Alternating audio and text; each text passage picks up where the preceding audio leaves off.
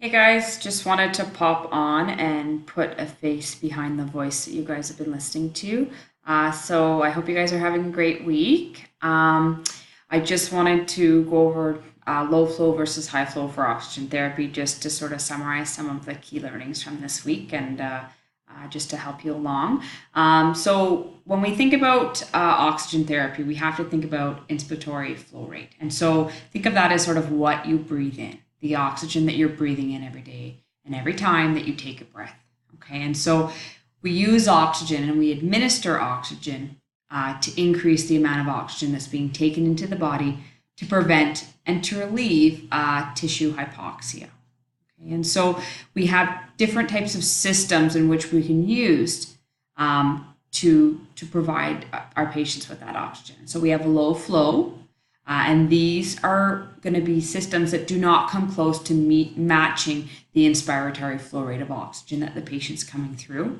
Okay, they're going to vary more in concentration than, say, our high flow, because it's going to depend upon your patient's respiratory pattern. And so for low flow, that's generally going to be things like our nasal cannula or the simple face mask that you guys were practicing using in the lab this week. Okay, our high flow then really again are going to be the devices that exceed our inspiratory flow rate. And so these ones are going to always guarantee the flow of oxygen that's going to the patient. And so there's a fixed FiO2 or fraction of inspired oxygen that the patient gets regardless of their respiratory rate. So that's a little bit different than the low flow systems. And the example of that one that you would have likely seen this week is the Venturi mask. And so what's interesting too about the Venturi mask is that it can also do low and high concentrations of oxygen. Okay, and so with low flow devices, we can't guarantee the concentration of inhaled oxygen because there's oxygen that's present in the air that surrounds us and in the breath that we take that goes in also with the oxygen. So if you have 4 liters by nasal prong, that's being diluted then by the room air that the patient is also breathing in at the same time.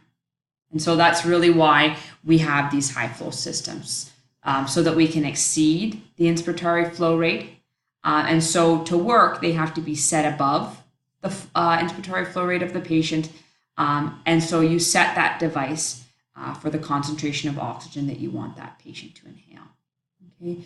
The other thing that's nice about things like the Venturi is that it can provide moisture and heated humidity to prevent those drying effects that a lot of patients get when they've been on oxygen for a long time. So if we think about the different uses of low versus high, think about low as being for your fairly stable client that doesn't really require high concentrations of oxygen. This is where you're going to really mostly see, that simple face mask or mostly the nasal prongs, because that's really the preferred method for patients to take. And then the high is going to be for your less stable patients, those that are going to require a more precise concentration of oxygen delivery. Just another couple things for you to kind of keep in mind about this topic in terms of the role of the nurse. Our role really is to monitor oxygen saturation.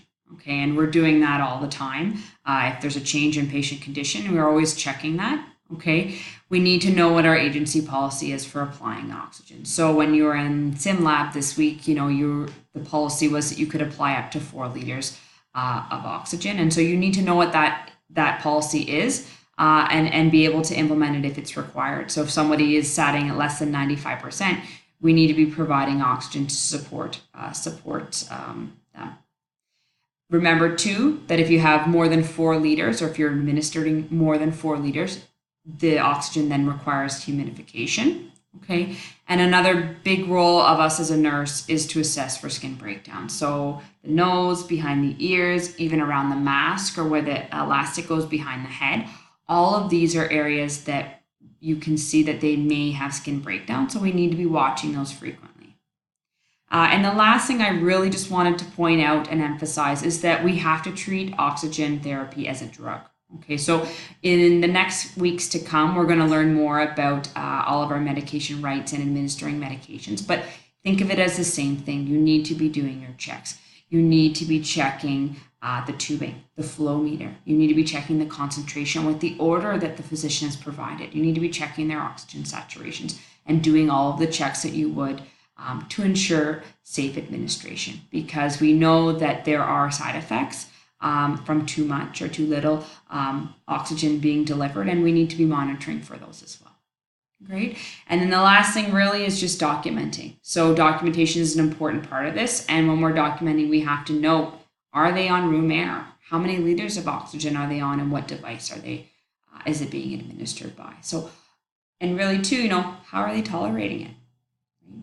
Is there any skin breakdown? Are they complaining of dryness and soreness in their nose? Things like that are things that we would want to document and think about when we're working with this patient. Okay, so really I just wanted to pop on and do a quick little thing about oxygen therapy. Hope this helped, and I hope you have a great week.